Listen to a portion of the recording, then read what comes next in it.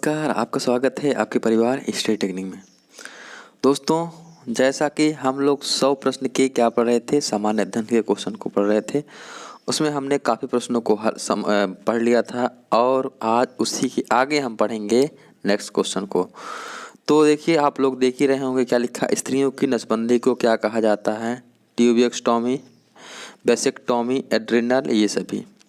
तो दोस्तों चलिए इस सभी प्रश्नों को हम वो लोग पढ़ते हैं तो शुरू करते हैं। देखिए हमारा देखा जाए तो आगे हमारा क्वेश्चन क्या है। देखिए अभी इस प्रश्न को करेंगे दोस्तों, इसके लिए टेंशन मत लीजिए, इसको थोड़ा लास्ट में करेंगे। इससे पहले और प्रश्न है जो इम्पोर्टेंट हैं, उसको हम लोग करेंगे। चलिए देखते हैं। देखिए क्वेश्चन हमारा 30 नंबर तक को प्रश्न तक हम पढ़ लिए थे, तो आज हम 31 नंबर प्रश्न को पढ़ेंगे। तो 31 नंबर प्रश्न हमारा क्या है? ब्लैक होल के बारे में सर्वप्रथम जानकारी किसने दिया?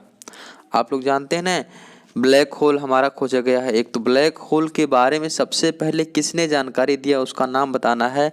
तो काफ़ी लोग अचंभा मान जाएंगे दोस्तों, कौन दिया था। देखिए पहला ऑप्शन एस चंद्रशेखर ने, दूसरा न्यूटन ने, तीसरा गैलीलियो ने, चौथा आइंस्टीन ने।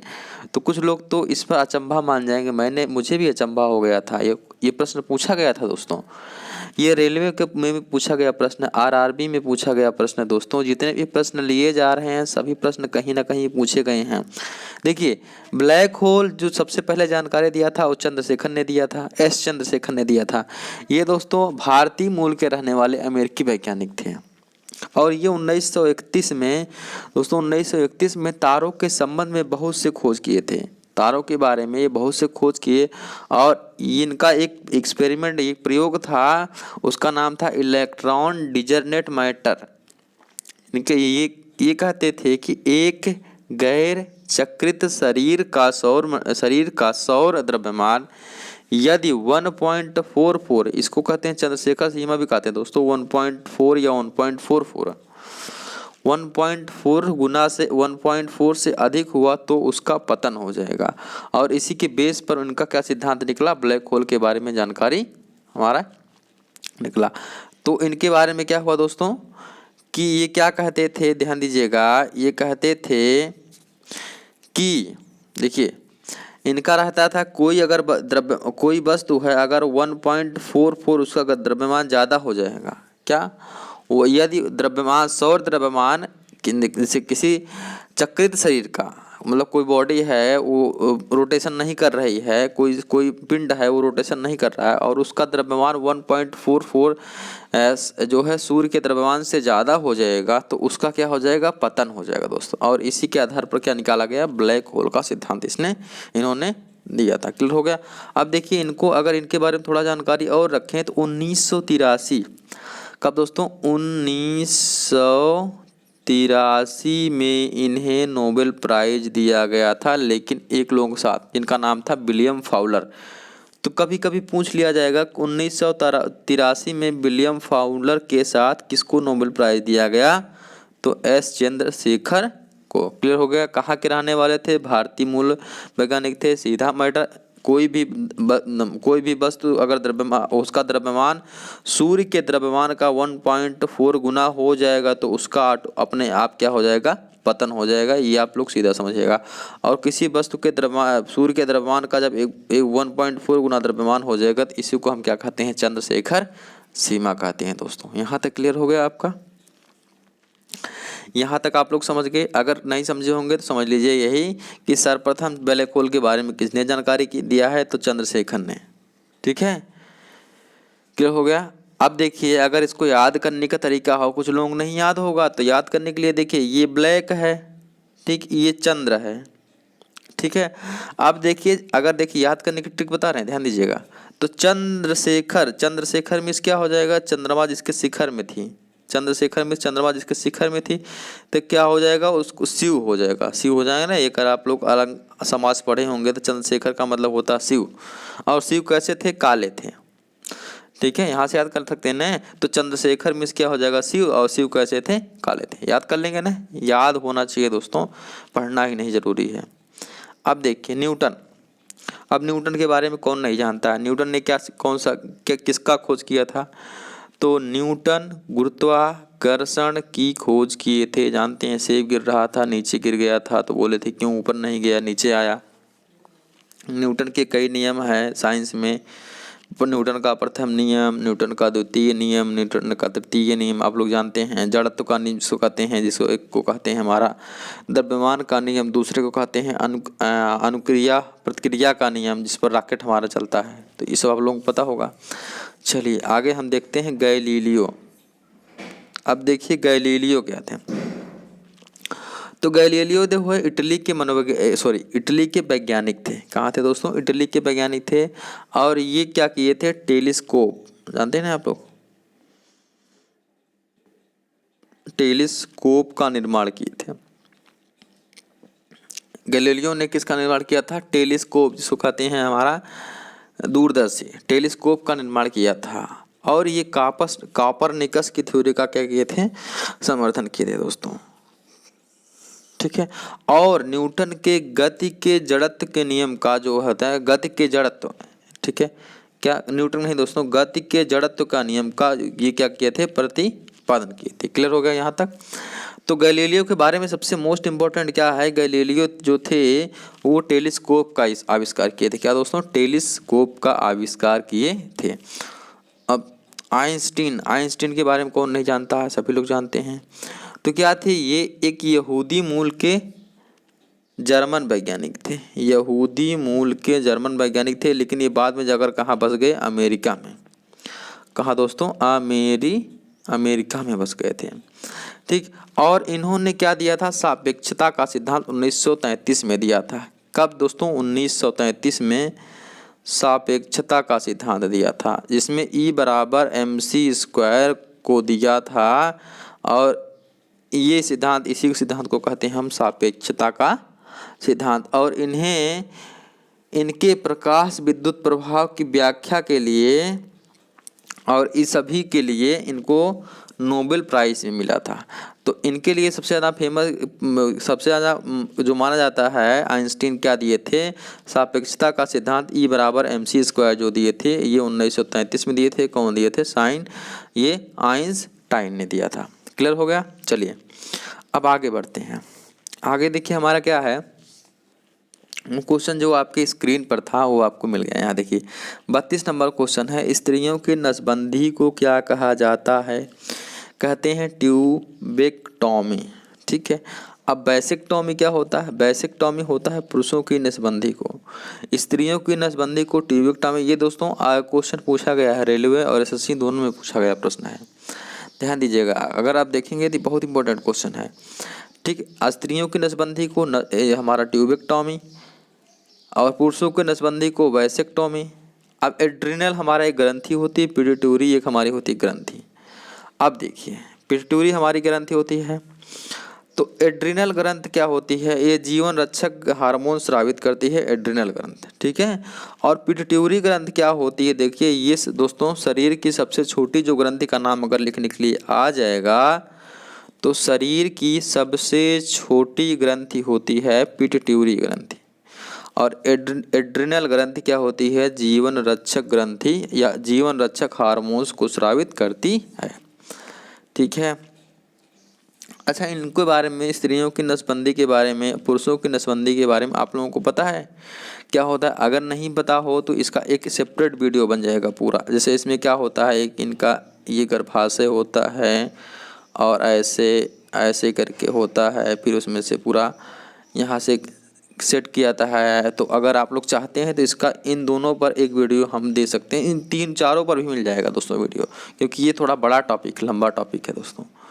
चलिए आगे हम देखते हैं 33 नंबर क्वेश्चन पर। 33 नंबर क्वेश्चन है, निम्नलिखित वाहनी ईंधनों में से किसको आजकल पर्यावरण स्नेही माना गया है? पर्यावरण स्नेही मतलब क्या होता है, पहले ये समझिए। तो पर्यावरण स्नेही मतलब इको फ्रेंडली, मतलब जो हमारे पर्यावरण के लिए अच्छा हो, वो हमारा कौन सा ईंधन है दोस्तों? तो कौन सा ईंधन है जो आपके पर्यावरण के लिए सबसे अच्छा माना जाता है दोस्तों, उसका आपको आंसर देना है। तो इसके लिए हमारा क्या हो जाएगा? देखिए डीजल, पेट्रोल, द्रवित पेट्रोलियम गैस, संपीड़ित पेट्रोलियम गैस। तो पर्यावरण के लिए जो सबसे अच्छा माना जाता है, देखिए डीजल को जानते हैं, इसको कहते हैं द्रवित पेट्रोलियम गैस को LPG। ठीक है, पूछता है LPG की फुल फॉर्म क्या है? लिक्विफाइड पेट्रोलियम गैस को हिंदी में कहते हैं द्रवित पेट्रोलियम गैस। और देखिए प्राकृतिक संपीड़ित गैस, इसको कहते हैं CNG। अब आप लोग समझ गए ना सबसे ज़्यादा यूज कौन होता है? सबसे ज़्यादा यूज इस समय हो रहा CNG को बढ़ावा दे रही हमारी सरकार, क्योंकि ये क्या होता है, हमारा पर्यावरण के प्रति स्नेही मतलब इको फ्रेंडली होता है। क्लियर हो गया यहाँ तक? अब देखिए थोड़ा सा हम देखते हैं कि हमारा जो क्रूड ऑयल होता है, क्रूड जानते हैं ना, जो निकाला जाता है, जो आपके खदानों से निकाला जाता है क्रूड ऑयल। क्रूड ऑयल में क्या होता है, जब वहाँ से उस तेल का शोधन किया जाता है दोस्तों, तो वहाँ से कई मटेरियल निकलते हैं। उसमें से क्या निकलता है, जैसे जब तेल रिफाइनरी में क्या होता है, एस्फॉल्ट निकलता है, डीजल निकलता है, गैसोलीन, पेट्रोल को देखिए दोस्तों, कभी कभी इसका ऑप्शन बदल देगा, पेट्रोल को गैसोलीन लिख देता है, तो आप लोग समझिएगा गैसोलीन होता है, जेट ईंधन होता है, मतलब जैसे क्रूड ऑयल होता है ना, तो उसको जब उसका तेल शोधन करते हैं, इसमें से बहुत से मटेरियल निकलते हैं, जैसे मिट्टी का तेल, LPG, चिकनाई वाले तेल, पैराफिन, मोम, डामर, पेट्रोकेमिकल्स, ये सब निकलते हैं कहाँ से, हमारे क्रूड ऑयल से। तो उसी से हमारा डीजल, पेट्रोल, द्रवित पेट्रोलियम गैस, संपीड़ित पेट्रोलियम गैस, सब कुछ यहीं से निकलता है। क्लियर हो गया? चलिए अब हम देखते हैं 34 नंबर क्वेश्चन पर। 34 नंबर क्वेश्चन क्या है, किस वेद में जादुई माया और वशीकरण का वर्णन किया गया है? दोस्तों बताइए, ऋग्वेद क्या है दोस्तों, ऋग्वेद, यजुर्वेद, सामवेद, अथर्ववेद में। तो अगर देखा जाए तो जादुई माया और वशीकरण का जो वर्णन हमारा किया गया है वो अथर्ववेद में किया गया है। किसमें दोस्तों? अथर्ववेद में किया गया है। ठीक है, तो अब बताइए आपको इन सभी के बारे में कमेंट करना है कि ऋग्वेद में क्या किया गया है, यजुर्वेद में क्या किया गया, सामवेद में और अथर्ववेद में। चारों के बारे में आपको डिटेल जितना है, आप डिटेल उसको क्या करेंगे, कमेंट करेंगे कमेंट बॉक्स में दोस्तों। ठीक है, इन चारों के बारे में डिटेल, क्योंकि इसके बारे में तो आपको पता होना चाहिए, क्योंकि वेद है ये भारत के सबसे ज़्यादा मशहूर हैं, तो इसका आपको कमेंट करना है। आगे अगर देखा जाए क्या है हमारा, आगे देखिए, आगे हमारा प्रश्न है सिख धर्म के संस्थापक कौन थे? अब देखिए सिख धर्म के संस्थापक गुरु के बारे में देखा जाए तो गुरु तेग बहादुर, गुरु गोविंद सिंह, गुरु अर्जुन देव, गुरु नानक। तो अगर देखा जाए तो सिख धर्म के संस्थापक कौन रहे होंगे, आपके बताइए कौन रहे होंगे। यहाँ देखिए हमने पूरा डिटेल आपको दे दिया है, यहाँ देखिए आपका है सिख धर्म, इसको पढ़ लीजिए। अगर इसमें से पूरा सिख धर्म के बारे में आपको मिल जाएगा। सिख धर्म के संस्थापक कौन, यहाँ देखिए हैं, यहाँ है सिख धर्म के संस्थापक गुरु नानक देव। तो अगर देखेंगे तो इसका आंसर क्या हो जाएगा, गुरु नानक देव। ठीक है, यहाँ गुरु नानक देव हो जाएगा ना। और आगे देखिए इनका, देखिए सिख धर्म में आपके कितने गुरु हुए थे, टोटल हुए थे 10 गुरु। कितने गुरु दोस्तों, सिख धर्म के 10 गुरु हुए थे। देखिए गुरु नानक देव जो थे हमारे पहले गुरु थे, 1469 से 1539 तक सिख धर्म के संस्थापक इनको माना जाता था। और इनका जन्म तलवंडी, ननकाबाद और मृत्यु कहाँ हुआ था, करतारपुर, जो अभी करतारपुर कॉरिडोर बनाया जा रहा था। अब देखिए इन्होंने हमारा कौन सी व्यवस्था शुरू किया था, तो लंगर पंगत व्यवस्था का प्रारंभ किसने किया था, गुरु नानक देव ने किया था। इनके बाद जो गुरु आए उनका नाम हुआ अंगद गुरु, जो 1539 से 1552 AD तक थे। इन्होंने गुरुमुखी लिपि का आविष्कार किया, लंगर थ्योरी को भी जो अस्थाई रखा। ठीक, क्या किए थे, गुरुमुखी लिपि का आविष्कार किए थे। लंगर जो है, लंगर व्यवस्था जो नहीं थी, अभी जानते हैं आप लोग इन लोगों में लंगर लगता है, तो लंगर व्यवस्था को अस्थाई किए थे। इसके बाद हमारे तीसरे नंबर के गुरु हैं, उनका नाम है अमरदास, ये 1552 से 1574 AD। अब देखिए गद्दी गोविंदवाल को स्थापित करवाया। गद्दी गोविंदवाल में अपनी गद्दी जो थी वो गोविंदवाल में स्थापित किया है। भीम बीबी भनी को 500 बीघा का जमीन दान में दे दिया था। ठीक है, किसको, बीबी भनी को 500 बीघा जमीन दान में दे दिया था। आगे देखा जाए रामदास 1574 से 1581 AD क्या थे, अमृतसर नगर बसाया किसने, रामदास ने, जिसका नाम रखा गया रामदासपुर। और गुरु पद पैतृक बना दिया, मतलब क्या है, गुरु जैसे पैतृक में क्या होता है, जो पिता होगा उसी का लड़का क्या होगा, गुरु होगा, किसका, सिख धर्म का। क्लियर हो गया यहाँ तक। अब देखिए पांचवें गुरु कौन से आए, अर्जुन देव। और अर्जुन देव 1581 से लेकर के 1606 ईस्वी तक थे। तो ईसा पूर्व थे दोस्तों, ईस्वी तक थे। ठीक है, अब देखिए यहाँ सच्चा बादशाह किसे कहा जाता है? अर्जुन देव को। ठीक, क्योंकि इनके समय में क्या हुआ था, बहुत से सारे हमारे ये जो मंदिर बनाए गए थे और ग्रंथ की रचना किया गया था। देखिए 1589 में, कब दोस्तों? 1589 में, 1589, ये 89 लिखा दोस्तों। 1589 में गोल्डन टेम्पल का निर्माण किया गया अमृतसर में, आप लोग जानते होंगे। किसके द्वारा किया गया था? गुरु अर्जुन देव के द्वारा किया गया था। आदि ग्रंथ की रचना दोस्तों किसके द्वारा की गई थी? आदि ग्रंथ की रचना या जहांगीर, आदि ग्रंथ की रचना किसके द्वारा की गई थी? गुरु अर्जुन देव। और जहांगीर के द्वारा मृत्यु दिया गया था किसको? गुरु अर्जुन देव को। क्यों दिया गया था? क्योंकि जहांगीर ने बोला था इनको जो है ये सिख धर्म को छोड़ करके कौन सा धर्म अपनाने के लिए? मुस्लिम धर्म। ठीक है, तो ये हमारा यहाँ तक क्लियर हो गया आपका। 5 गुरु हुए, देखिए कौन कौन से? गुरु नानक, देखिए इनके गुरु बहुत इंपॉर्टेंट पूछे आते हैं। गुरु नानक देव, अंगद, अमरदास और रामदास, अर्जुन देव, ये हमारे 5 गुरु हो गए। इसके बाद छठे गुरु आते हैं गुरु हरगोविंद। अब देखिए जब इनकी जो है हत्या कर दिया किसने? जहांगीर ने, तो क्या हुआ? गुरु हरगोविंद आए तो ये सैन्य शिक्षा पर बल दिए, मतलब एक सेना बनाया गया। अब सेना बनाया गया, फिर अमृतसर नगर की किलेबंदी करा दी गई। ठीक, अलाख तख्त, ईश्वर के सिंहासन, जिसको अलाख तख्त जिसको कहते हैं ईश्वर के सिंहासन, उसका निर्माण कराया था। तो सैन्य शक्ति शिक्षा का निर्माण किसने कराया था? सैन्य शक्ति का शिक्षा दिया था जो किसने दिया था? हरगोविंद ने। आगे देखिए हर राय, 7वें नंबर के गुरु हर राय हैं। तो हर राय क्या है? दारा सिखों को आशीर्वाद दिए थे। ठीक है, इसके बाद देखिए राम राय की जगह पर हरकिशन को उत्तराधिकारी बनवाया। ठीक है, यहाँ पर ये थोड़ा सा राम राय को हटा करके किसको बना दिए थे? हरिकिशन को। आगे देखिए हरकिशन जब इसके बाद बन गए तो इनकी मृत्यु हो गई चेचक के कारण। इसके बाद 9वें गुरु हमारे आए तेग बहादुर, तो हरगोविंद के पुत्र थे। इन्हें अपना उत्तराधिकार के लिए क्या हुआ? लड़ना पड़ा। क्या? युद्ध लड़ना पड़ा। ठीक, अब देखिए औरंगजेब की हत्या किसने करवाई थी? किसने करवा दी? तो औरंगजेब की हत्या गुरु तेग बहादुर ने करवाई थी। आगे देखिए अगर 10वें गुरु हमारे देखा जाए तो 10वें गुरु आए गुरु गोविंद सिंह। 1675 से 1708 ईस्वी तक, जन्म 1666 में हुआ था, पटना में आनंदपुर नगर बसाया और 1699 में खालसा पंथ की स्थापना की। सिंह और कौर परंपरा का जो हमारा प्रतिपादन किया था किसने किया था? गुरु गोविंद सिंह ने किया था। आदि ग्रंथ का पुनः संकलन किसने करवाया था? गुरु गोविंद सिंह में। नांदेड़ में 1708 में एक पठान द्वारा इनकी क्या कर दी गई? हत्या कर दी गई। तो ये दोस्तों मोटा मोटा थोड़ा सा कुछ जानकारी आपको सिख धर्म के बारे में हमने दे दिया। यहाँ से इसको पढ़ लीजिएगा क्योंकि ये मोस्ट इम्पॉर्टेंट है दोस्तों, यहाँ से प्रश्न अक्सर पूछ लिए जाते हैं।